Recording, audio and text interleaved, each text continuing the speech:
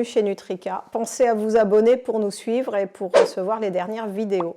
Aujourd'hui, comment éviter que mon chien aboie quand il se retrouve tout seul?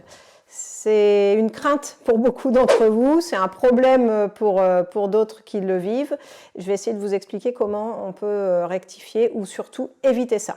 Alors, je vous rappelle, le chien, c'est qu'une histoire d'habitude. Ça veut dire qu'il faut prendre les bonnes habitudes dès le début, parce que si on prend les mauvaises, c'est d'autant plus dur à corriger. Alors, le chien, c'est un animal qui vit en groupe et qui a besoin de la présence des autres. Et en fait, le chien qui se retrouve tout seul, il va tout faire pour ne plus être seul. Et le moyen de communication qu'il a, c'est d'aboyer. Donc, on va constater que si on prend un chiot ou n'importe quel chien qu'on vient d'avoir, d'accueillir chez soi et qu'on va le laisser tout seul, souvent le chien il va chercher à rejoindre le groupe, à vous faire venir et il va aboyer. Et c'est normal. Pour qu'il arrête, en fait, il faut qu'il n'ait jamais aucune réponse de votre part. Parce que si le chien aboie et que vous vous rappliquez, eh ben, il est content, il a gagné. Et si vous venez, et que ce soit pour lui dire de se taire, que ce soit pour lui dire « ne t'inquiète pas, je suis là, t'es pas tout seul, on est à côté », c'est pareil. Si vous venez et que vous essayez de le gronder, c'est pareil. Vous êtes venu, il vous a vu, il vous a entendu, il vous a senti, il a eu ce qu'il voulait, il a eu la présence de quelqu'un à côté de lui. Donc il faut penser que l'erreur, vraiment, c'est de lui répondre.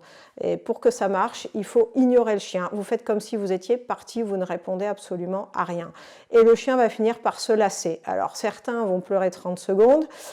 Si je peux qualifier ça comme ça, les pires chiens vont pleurer de nombreuses heures. Et ils vont quand même finir par arrêter à un moment donné. Pensez que théoriquement, le chien qui va aboyer, le lendemain ou la fois suivante, il aboiera moitié moins longtemps avant de céder, et ainsi de suite. Donc, il y a une solution qui existe, c'est donc de ne jamais répondre au chien. Et votre chien, il va finir par comprendre que n'ayant pas de réponse, ça ne sert à rien d'appeler, de faire du bruit et de se manifester. Et vous allez obtenir un chien calme quand vous n'êtes pas là. Petit tuyau aussi, pensez que le chien, il faut absolument éviter les cérémoniales. Quand on parle de cérémonial de départ, cérémonial d'arrivée, ça va amplifier le problème. C'est pas la peine de dire à votre chien que vous partez, que vous en avez pour tant de temps, qu'il faut qu'il soit sage, qu'il faut qu'il garde la maison. C'est inutile, à part de le mettre un petit peu dans un climat d'inconfort, d'insécurité, de stress, et il va encore plus réclamer une présence. Donc on oublie, le chien, quand vous partez, je vais vous faire rire, vous faites comme si vous allez aux toilettes. Vous fermez la porte et c'est tout. Vous lui dites rien. Et quand vous revenez, c'est pareil. Vous faites comme si vous ressortiez de la pièce à côté. Vous l'ignorez, vous ouvrez la porte, vous l'emmenez dehors. Et une fois qu'il est dehors, il fait ses besoins. Et là, vous pouvez jouer avec lui, faire la détente, faire la fête et vous amuser avec le chien. Mais vraiment, on ne fait pas le chien, oh là là, tu m'as manqué, est-ce que tu as été sage, le rouler par terre, sauter dans les bras. Et là, c'est tout ce qu'il faut vraiment éviter parce que sinon, vous rendez le chien un petit peu barjot et ça va accentuer les problèmes de comportement pendant votre absence.